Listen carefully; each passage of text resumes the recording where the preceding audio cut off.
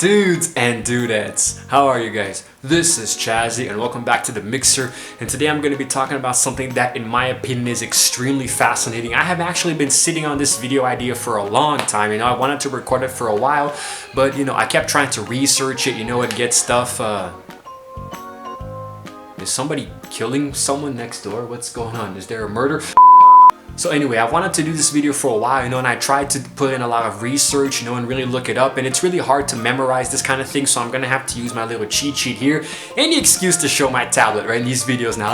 Good, the Chazzy has a tablet, the Chazzy Lit, or the Tab E. No, that sucks. But anyway, so here's the thing. Today I'm going to be talking about, the title is not clickbait, This animal that I'm going to explain a little bit about is really, truly immortal. This thing literally cannot die, at least not by, you can't really physically kill it. Well, then again, if you step on it, probably. But anyway, it's a life form that doesn't die of natural causes, per se,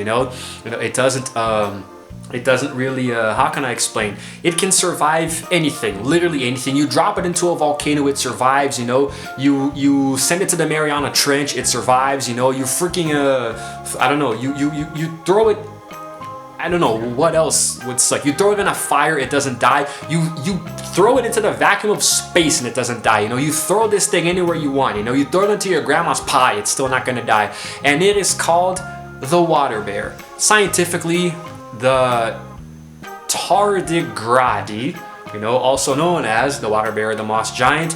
Now here's the thing, guys. Oh boy, a lot of scientific terms here, huh? Now this thing is very small. It's pretty much microscopic in size, It's really not that big.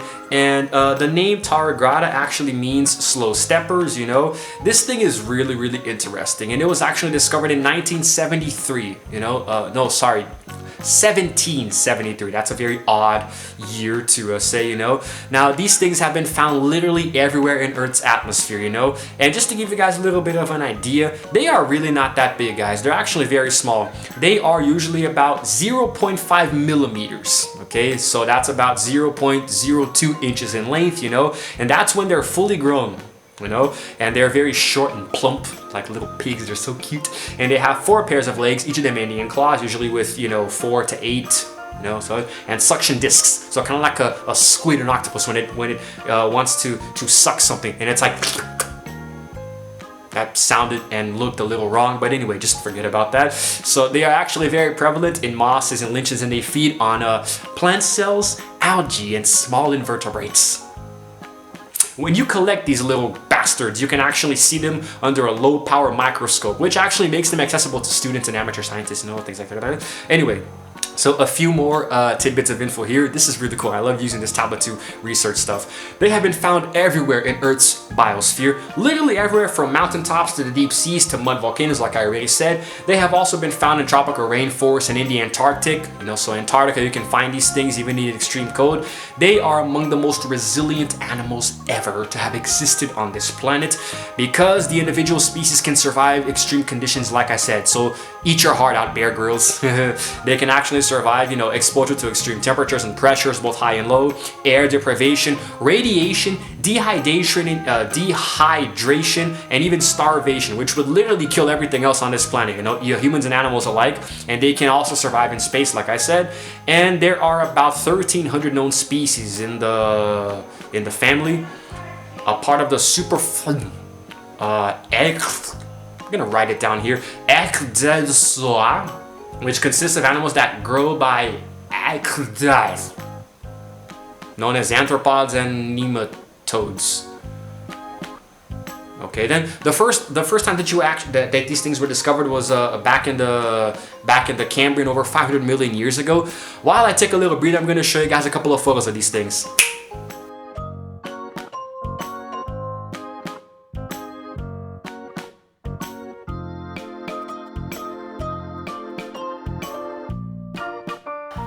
Okay, so the very first contact I had with these things was when I watched a very long time ago in my youth this thing that I don't think still exists called the most extreme that actually was on Animal Planet, that old TV channel, you know.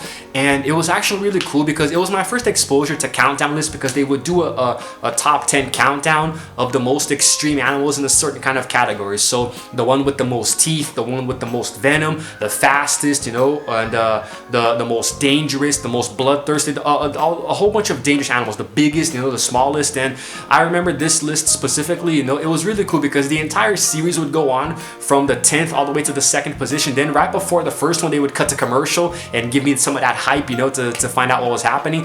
And in one of these episodes, number 1 was the water bear, you know, and they did these really cool diagrams that showed you how exactly this thing could survive literally anywhere. Now, you guys might be thinking that a video like this is actually very boring, but I think it's cool because it's literally an immortal animal. This thing can survive anywhere, and it's like you can't even see with the naked eye. You need a damn microscope, you know.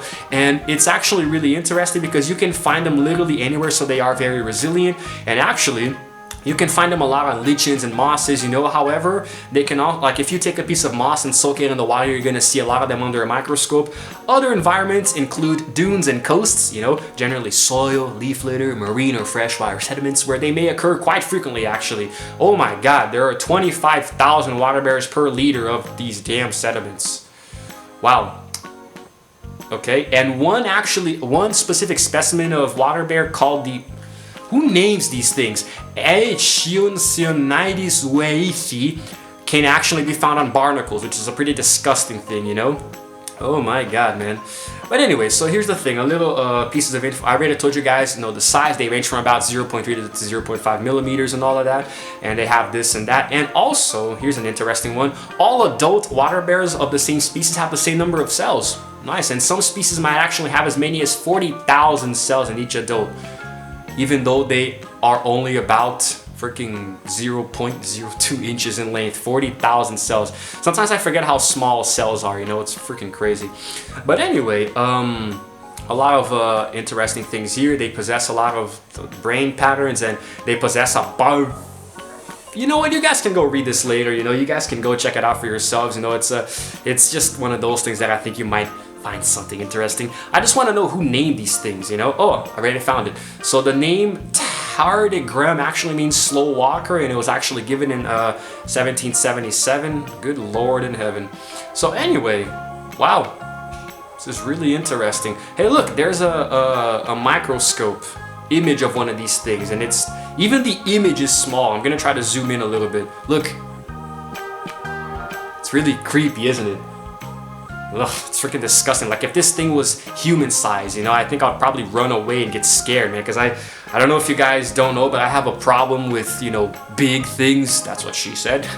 Insects in general. I'm gonna leave a link to that video up here, why I hate insects. God, I just despise these things. If these things, like, what if, like, in the Mariana Trench, you know, like, what if in, like, the Challenger Deep, where there is a thing called deep sea gigantism, like, the water bears are like the size of, you know, tuna fish or something.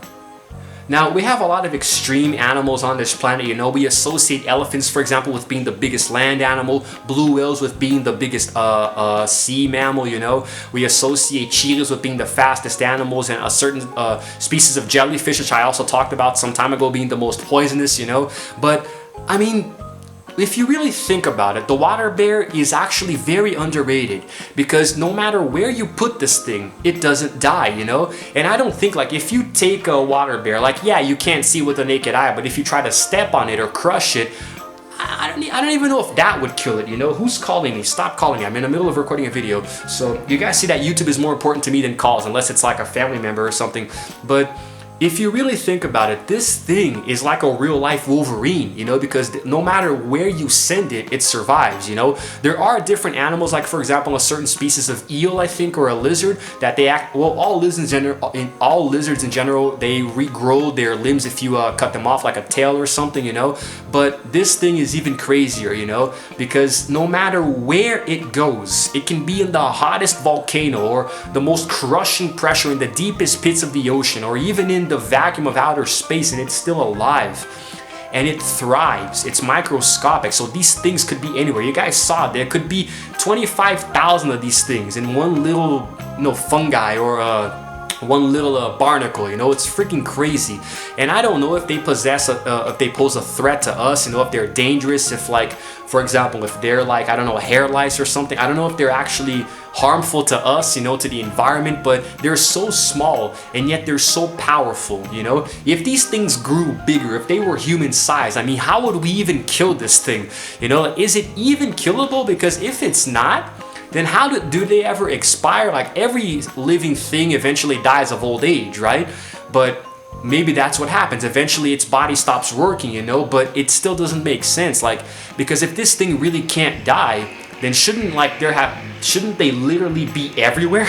You know, like, wouldn't there have been an overpopulation of sorts? You know, I know that bacteria, you know, fungi and cells, they actually are, they outnumber humans like astronomically, but it's still crazy to think about, you know. I mean, this video probably wasn't really too informative, it wasn't too entertaining, but I still wanted to educate you guys on it, you know, and like, in case you didn't know that we actually have a real living immortal animal among us. We do. Among Us. It's a nice game. You know, and I just wanted to record a little video about it, talking about what I thought about it, you know. I'm sorry if I seem a little distracted. I don't know if you guys heard that, but my stomach literally just rumbled. I'm really hungry, so I really gotta go eat something, so that's probably why it feels like I'm rushing through it, you know. But I'm a little excited to put this video out there, you know, to show you guys just how crazy this thing is, you know. It literally cannot die, and yeah, man, you know, I think it's really cool. It's a very interesting topic, and I like talking about animals and nature on this channel, so I really hope you guys enjoyed it too. And well, that's it, I guess. I really don't know what else I can say about it, except that this thing, I hear this weird sound. Is there a bug on me or something? I hear this weird clicking near my ear. But anyway, what if it's a water bear? So yeah, guys, but please be careful. Like, these things obviously thrive where there is a lot of bacteria, so I imagine that if you have them anywhere near you, it's not going to be a healthy environment. So, you know, if you ever get the chance to see one, it'd be really cool. I'd love to look into a microscope one day and actually see some cells. That'd be nice. Although last night I had a nightmare, you know, about this organism that I created in a lab that turned into a blob that grew and consumed everything, including me. So yeah, it's best to stay away from laboratories for a while. But that's it, guys. That's it. I just wanted to talk a little bit about the water bear, give you guys some info on that. Go look it up for yourself. It's really interesting. And that's it. I'm gonna go eat lunch because I'm literally dying here. This is Chazzy signing out for now, and as always, I will see you guys in the next video.